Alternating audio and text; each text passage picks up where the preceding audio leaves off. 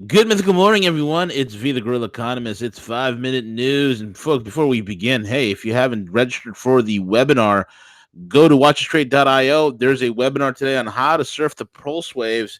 Very important for all of you that are listening to my voice. Go check it out. It's one of the few exploits you have. Take advantage of it. It's an amazing, amazing opportunity. Also, guys, real quick, if you haven't done so already, I will also put I'll put in the description box. Join the Patreon, man. Damn it, it's giving you the bestest best analysis anywhere in the world, better than anybody. Period. I say that very humbly.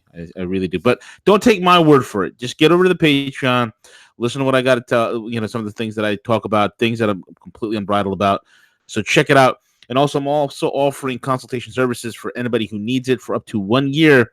The limited spots available, up to 1 year consultation, whatever you need, everything from banking to cryptocurrencies to gold to silver to you name it, asset protection, how to deal with the taxing authorities, all these other things that you need.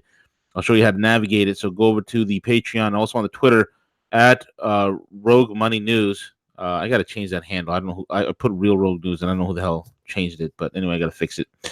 Anyway, check it out, folks. It's going to be awesome. With that being said, let's get into it.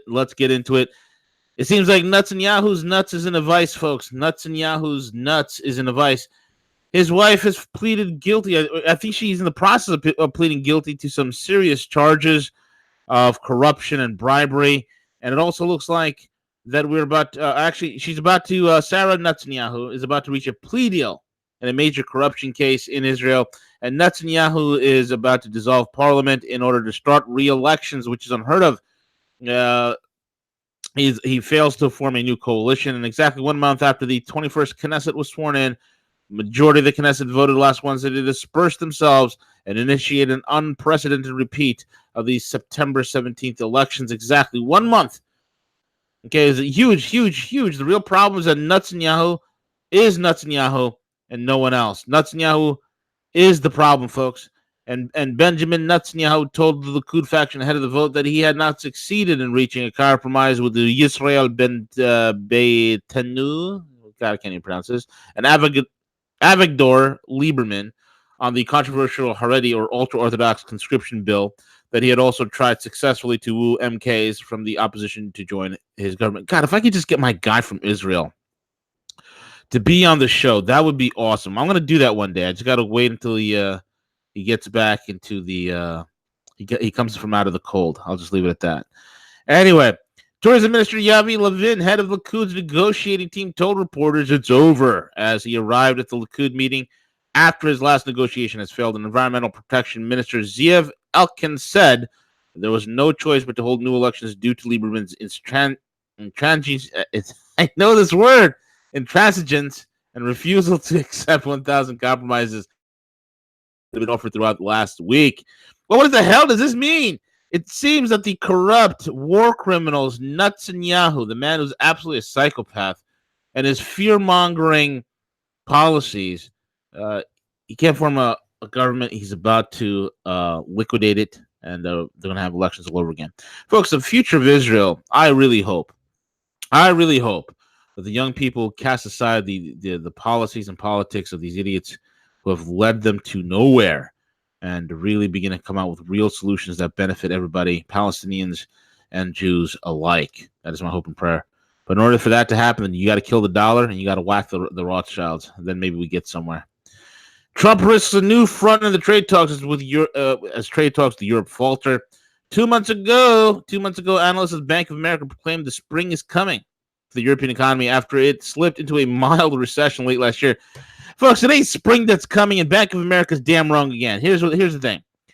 Bloody Europe is about to get kicked in the socks. And I'm going to explain. Let me read a little bit on this article, and I'll explain it real quick. Okay? Germany, the largest, most important constituent of the European economy, revealed that its labor market had hit a major pothole. The latest sign that the economic plan on the continent may have just only begun, with global trade in total freefall, and with slumping sales already weighing in on the global auto industry, a critical engine, no pun intended, of Europe's industrial economy. Look, I love German cars, Volkswagens, BMWs, Audis, Mercedes. I love them. They're great. They're built wonderfully. Just don't get them with a lot of electronics. Then, if you want a peace of mind, get a Lexus is what I'm trying to say. Anyway, you're seeing an EU that is fighting fires on so many fronts that I just don't think they're going to be confident and able to negotiate a deal with the U.S., said Heather Connolly, the head of the European Program and Center for Strategic and International Studies. Okay, BOA is saying, oh my God, spring is going to be so bad for Europe. Folks, let me tell you something. There are gas shortages around the corner with the games they're playing with Nord Stream. There are gas shortages that are literally around the corner that's going to put them in such a predicament, not only energy-wise, that this winter, folks, it's not spring is coming, it's winter is coming, and in the winter you're going to see some. Wait till the fall winter season. Oh my God, the things you're going to see in Europe is going to shock you. It's going to shock you on the European continent. I will be speaking about that at the Patreon. Anyway, China puts U.S. soybeans. It looks like there's going to be no more soybeans for Soyboys, folks. China puts U.S. soy buying on hold as tariff war escalates. Soy is a major export crop for many states across the country. China, the world's largest soybean buyer, has put the purchase of American supplies on hold after a trade war between Washington and Beijing escalated, according to people familiar with the matter. State grain buyers haven't received any further orders to continue with the so-called goodwill buying and don't expect it to happen given the lack of agreement in trade negotiations. This is going to be damaging to U.S. Agricultural industry.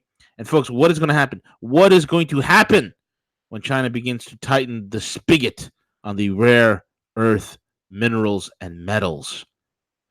That is your 5-minute news of the day, folks. The most important things to recap on over at the Patreon. I will have the link again later in the description box as soon as this broadcast ends. I will be talking about the ill health of Julian Assange and all the other things that are happening in the world that are going to be absolutely bombastic. Thank you all for joining 5-minute news. I think we're going to do the Daily 10 later on today. Cheers.